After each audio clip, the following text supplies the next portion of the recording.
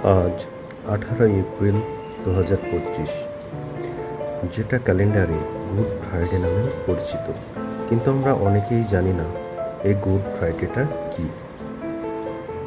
আসুন আজকে আমরা জানার চেষ্টা করি এই গুড ফ্রাইডেটা কি। গুড ফ্রাইডে খ্রিস্টান ধর্মাবলম্বীদের জন্য একটি অত্যন্ত গুরুত্বপূর্ণ ধর্মীয় দিন। এটি যীশু খ্রিস্টের ক্রুশবিদ্ধ হওয়ার স্মরণে পালিত হয়।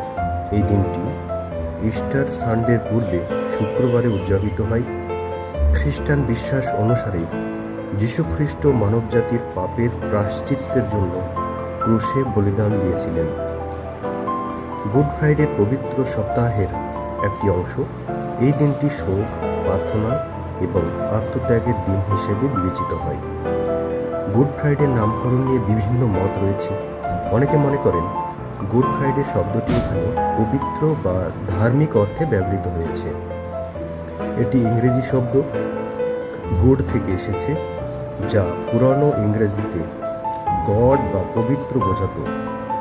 এই দিনে খ্রিস্টানরা গির্জায় বিশেষ প্রার্থনা ও উপাসনায় অংশ নেয়। গির্জাগুলোতে ক্রুশের প্রতীককে গুরুত্ব দেওয়া হয়। অনেক গির্জায় ক্রুশের পথ অনুষ্ঠান পালিত হয়।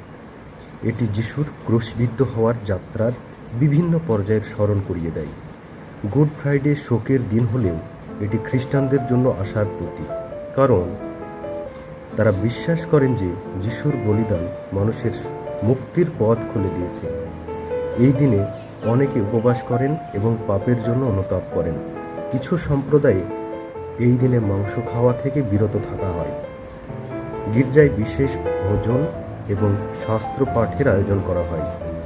অনেক স্থানে নাটক বা প্যাশন প্লে মঞ্চস্থ হয়, যা যিশুর ক্রুশবিদ্ধ হওয়ার ঘটনাকে চিত্রিত করে। বিশ্বের বিভিন্ন দেশে গুড ফ্রাইডে ভিন্নভাবে পালিত হয়। কিছু দেশে এটি সরকারি ছুটির দিন। উদাহরণস্বরূপ ভারত, যুক্তরাজ্য, কানাডা, অস্ট্রেলিয়া এবং অন্যান্য দেশে এটি ছুটির দিন হিসেবে গণ্য হয়। ফিলিপাইনে গুড ফ্রাইডে অত্যন্ত গুরুত্বের সাথে পালিত হয়। সেখানে কিছু ভক্ত স্বেচ্ছায় ক্রুশে নিজের বেঁধে যিশুর কষ্টের প্রতি শ্রদ্ধা জানান। তবে এই প্রথা বিতর্কিত এবং সব খ্রিস্টান সম্প্রদায় এটি সমর্থন করে না। গুড ফ্রাইডের প্রধান বার্তা হল ত্যাগ, প্রেম এবং ক্ষমা। যীশু খ্রিস্টের বলিদান খ্রিস্টানদের জন্য ঐশ্বরিক প্রেমের প্রতীক। এই দিনে তারা নিজেদের জীবনের প্রতি চিন্তাভাবনা করে এবং আরও ভালো মানুষ হওয়ার প্রতিজ্ঞা করে। গুড ফ্রাইডে ইস্টার সানডের সাথে ঘনিষ্ঠভাবে সম্পর্কিত, কারণ এটি যিশুর পুনরুত্থানের প্রাক্কাল। বাংলাদেশের খ্রিস্টান সম্প্রদায়ও শুভ ফ্রাইডে পালন করে। গির্জাগুলোতে বিশেষ প্রার্থনা এবং উপাসনার আয়োজন করা হয়। এই দিনে তারা যিশুর বলিদানের তাৎপর্য নিয়ে ধ্যান করে। গুড ফ্রাইডে শুধু ধর্মীয় দিনই নয়, এটি মানবতার প্রতি ভালোবাসা ও ত্যাগের শিক্ষাও দেয়। এটি আমাদের স্মরণ করিয়ে দেয় যে কষ্টের মধ্যেও আশা এবং মুক্তির সম্ভাবনা রয়েছে।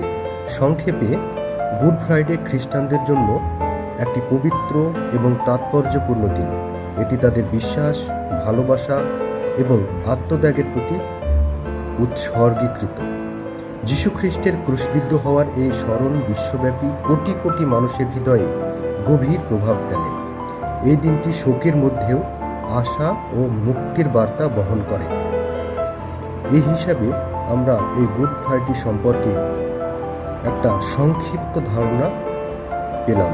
আশা করছি আপনাদের সকলেরই কিছুটা হলেও গুড ফ্রাইডে সম্পর্কে একটু ধারণা জন্মেছে। ধন্যবাদ।